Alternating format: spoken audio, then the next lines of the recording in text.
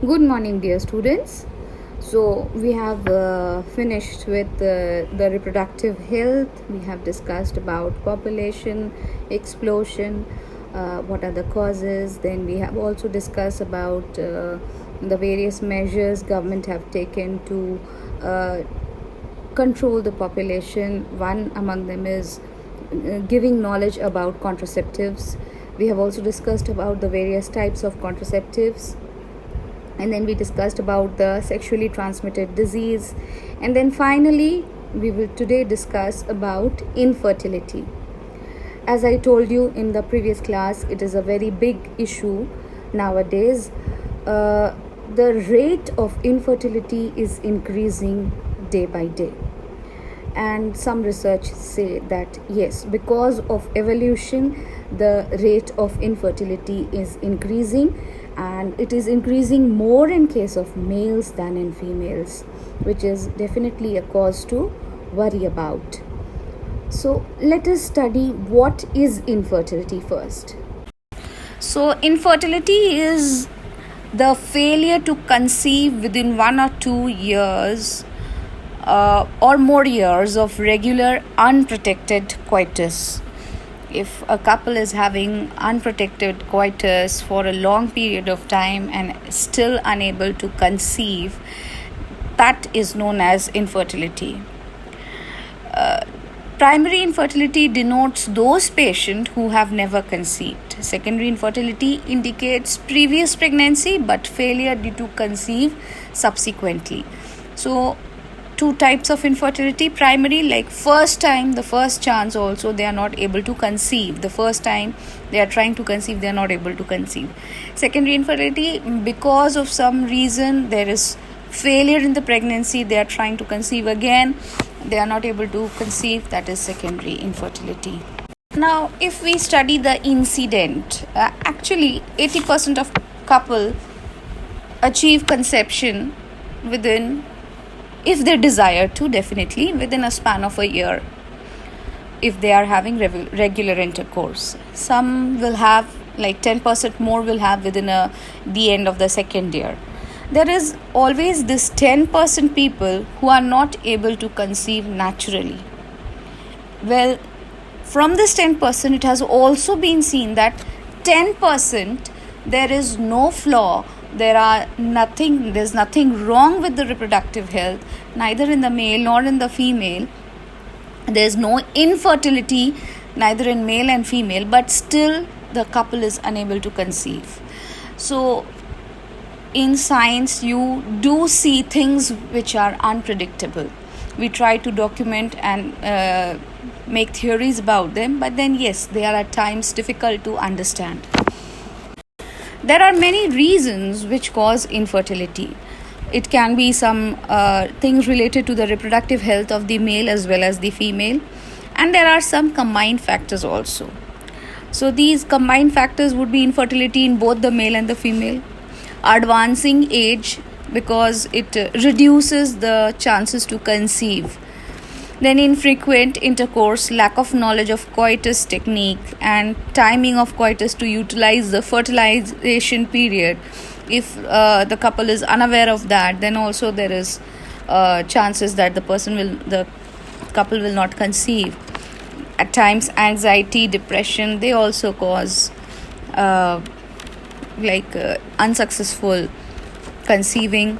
Then there are immunological factors also. So the reasons for infertility includes right from physical, congenital, induced due to a disease, due to a drug, or at times because of immunological complications or even psychological complication, there results in infertility. Some general causes of infertility in men and women: low sperm count or no sperms at all,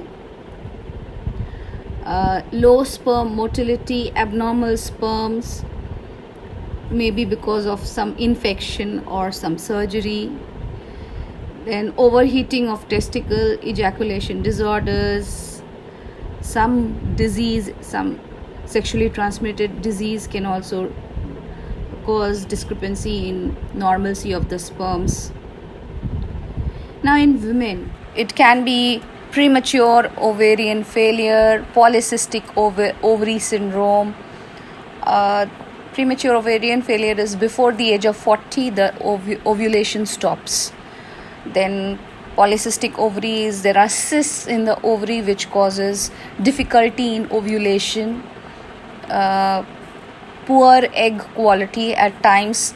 We have studied about the egg being surrounded by corona radiata, and those layer of cells are not normal and they cause the ovum not to be very good quality. And then there might be some problems in the uterus or the fallopian tubes, maybe because of some surgery or because of some sexually transmitted disease, maybe at times genetic.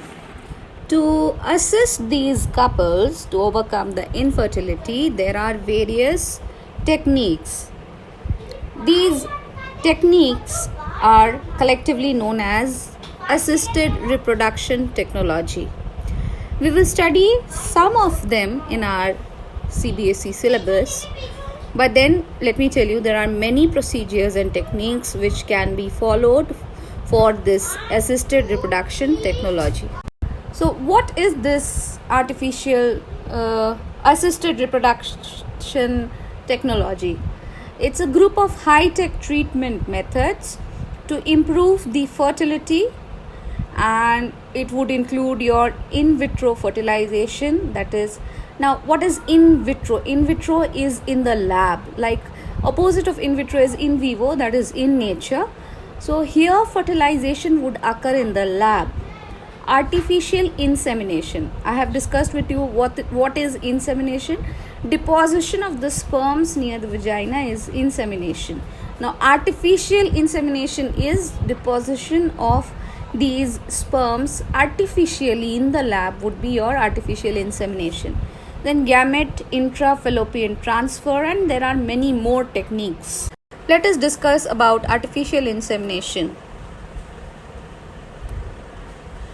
The sperm is collected and placed into the woman's vagina, cervical canal, or the uterus, and the sperm can come from your partner or any anonymous donor. I hope all of you have seen the movie Vicky Donor and would have an idea who or how a donor is. So here you see, with the help of a catheter, they are inserting the sperms and releasing it in the uterus. Next is, we'll discuss about in vitro fertilization. Now here, a woman's egg is removed from the ovary and mixed with the sperm in the laboratory. Please remember, it is done in the laboratory, and once it is fertilized, the embryo is placed into the women's uterus at 8-celled stage. Embryo transfer is mentioned in the book as ET. ET is embryo transfer. This embryo is can be transferred at 8-cell stage or 16-cell stage, 32-cell stage, and it is placed near the wall of the uterus so that it can easily absorb it and start developing in a natural manner. But the process of fertilization, that is fusion of the male and female gamete, would occur in lab. Next is gamete intrafallopian transfer. Here, a mixture of women's egg and sperms are placed in the fallopian tube during a laparoscopy. With the help of laparoscopy, it is inserted, and once inserted, fertilization is allowed to occur. So what is happening? Gametes, that means the male and the female gametes, are placed in the fallopian tubes with the natural fusion of the sperm and the egg cell occurs, and there it is allowed to fertilize. You see this diagram over here. With the help of laparoscopy, egg is placed in the fallopian tube, and with the help of catheters, sperms are released along with the egg so that it fertilizes over there in the natural environment. Zygote intrafallopian transfer, it's a mixture of in vitro fertilization and gamete intrafallopian transfer. The fertilization takes place outside the uterus and is placed into the fallopian tubes. So the zygote which is formed, that is before it is reaching the 16 cell stage, it is inserted into the fallopian tubes, and from there the zygote moves down naturally into the uterus. In case the sperms are not very motile or they are not able to fertilize the ovum, a process known as intracytoplasmic sperm injection is used. Sperm is injected directly into the egg in the laboratory, used if infertility originates from males such as low number of sperms. This is how you see over here, injecting pipette. With the help of pipette, the sperm is injected into the oocyte, and here this pipette is holding the oocyte, and then the zygote is placed in the uterus of the receptor, that's the mother. In case of intrauterine transfer, the follicular phase is studied and day of ovulation is calculated, and sperm samples are collected and transferred to the uterus, and this is known as intrauterine transfer. This works best when everything is normal, the sperm is normal, the egg is normal, but then in natural condition the fertilization is not occurring.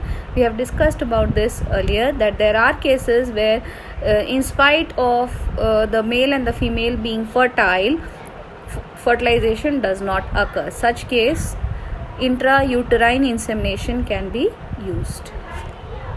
Another effective method is surrogacy. There are many a times the female's uterus is not healthy enough to support the growth of the child. In that case, surrogacy is the solution so that the couple can have a child. Other than that, also people go for surrogacy, where the parents donate their sperm and egg, and the child or the embryo grows in the uterus of another person, and that person is known as gestational carrier. Once the baby is delivered, it is handed over to the intended parents. Another method how a couple can move ahead into parenthood would be adoption. Indian laws are quite well in nowadays. You will find that there are many laws that help couples having adoption of children from various centers, and that can be a good way for childless parents to have children, and in this case the child will also get benefited, where the child was in a healthcare center or wherever he or she was, get a parent who would look after and take care of the growing child.